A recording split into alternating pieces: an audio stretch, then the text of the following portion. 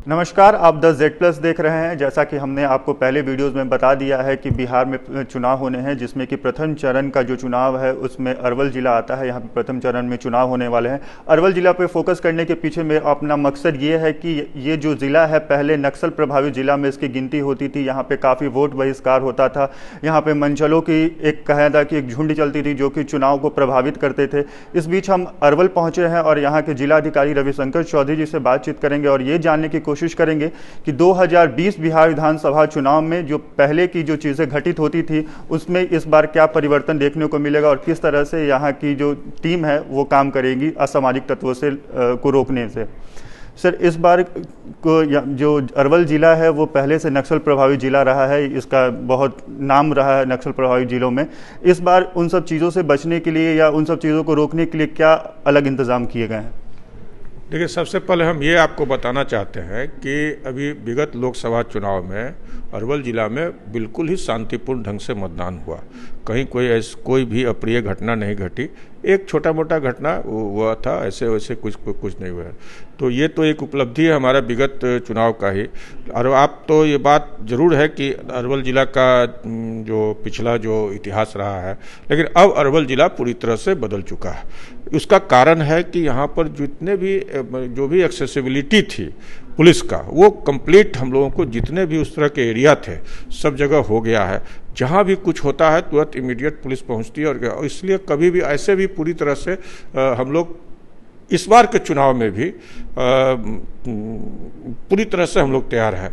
बहुत तरह का आप जान रहे हैं कि इस बार के चुनाव में कोविड-19 का भी हमारा ये कॉन्स्टेंट्स है, उसको भी देखना है, उसके लिए भी हम लोगों ने तैयारी की है। और उस बीच में लॉ एंड ऑर्डर हमको मेंटेन करना है। तो हम लोग लगातार जो है सो जितना भी आर्म्स लाइसेंस है उसका हम लोगों ने वेरिफिकेशन कराया है।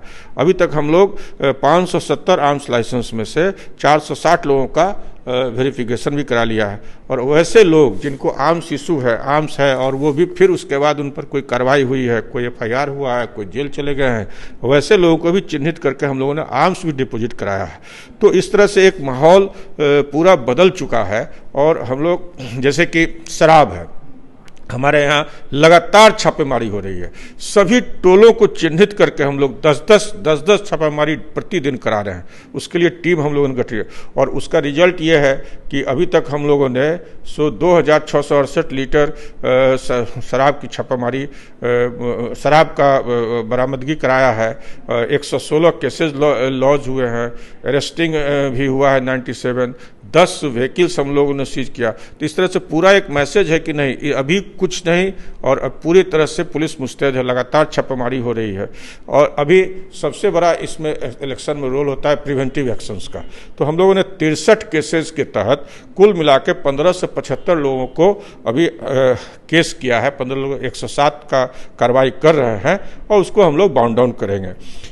उसके बाद हम लोगों का जो है 11 नाका बनाया है पूरे तरफ से। 11 नाका पर लगातार 24/7 चेकिंग होगा। 6 हम लोग स्टैटिक सर्विलांस टीम बनाए हैं। और अभी जहां तक ये है कि नॉन अवेलेबल वारंट्स जो 6 महीना से अधिक हैं उसको भी हम लोगों ने काफ़ी एक्सिक्यूट कराया है। इसमें भी कहीं कोई पूरे अभी तक कोई बहुत कम पेंडिंग है, मात्र 174 पेंडिंग है। उस पर भी लगातार चल रही है, छापामारी चल रही है और हम लोग उसको भी करा लेंगे। और 6 महीना के अंदर में भी जो भी नॉन अवेलेबल वारंट्स है उसको भी हम लोग पकड़ रहे हैं, अरेस्टिंग कर रहे हैं। CCA में प्रपोजल्स जो भी है लगातार हम लोग चिन्हित करके वैसे लोगों को CCA की कार्रवाई कर रहे हैं। 8 लोगों पर हम लोगों ने CCA की कार्रवाई की है। इस तरह से इसके बाद वाहन चेकिंग है और भी लगातार रात्रि गश्ती है। ये सब हम लोग लगातार चला रहे हैं। कुल हमारे यहाँ 279 नक्सल इफेक्टेड बूथ है। हमको 41 कंपनी फोर्स मिलने जा रहा है CPMF।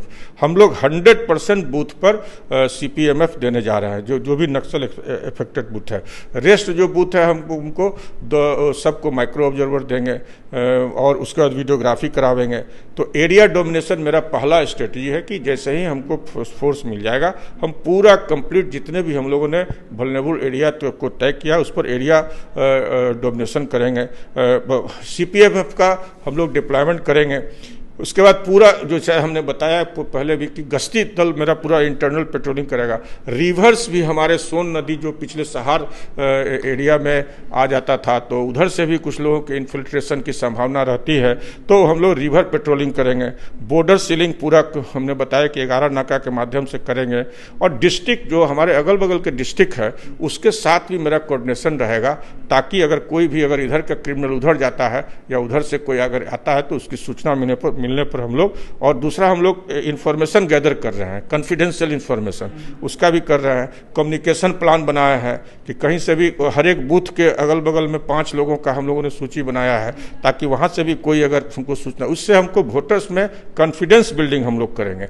उसके बाद प्रिवेंटिव एक्शंस के बारे में हमने बताया भी, आर्म्स वेरिफिकेशन हम लोग करेंगे। तो इस तरह से अरवल जिला पूरी तरह से तैयार है कि हम लोग इलेक्शन बिना किसी समस्या के भय मुक्त वातावरण में स्वच्छ एवं निष्पक्ष रूप से कराएंगे। बिल्कुल, तो आपने सुना, ये अरवल जिलाधिकारी थे, इन्होंने कहा कि अरवल भले ही पास्ट में नक्सल प्रभावित रहा हो, लेकिन इस बार को जो चुनाव होगा वो निष्पक्ष चुनाव होगा और निर्भीक चुनाव होगा। मतदाता जो हैं वो आएंगे और निर्भीक होकर के अपना वोट डालेंगे। खैर, इस वीडियो पर आपकी क्या राय है हमें कमेंट बॉक्स में लिखकर ज़रूर बताएं। इसके साथ ही बिहार चुनाव से जुड़े और भी ग्राउंड रिपोर्ट्स देखने के लिए हमारे चैनल को सब्सक्राइब कर लें, और अगर ये वीडियो आप हमारे फेसबुक पेज पर देख रहे हैं तो हमारे पेज को लाइक करें और फॉलो करें।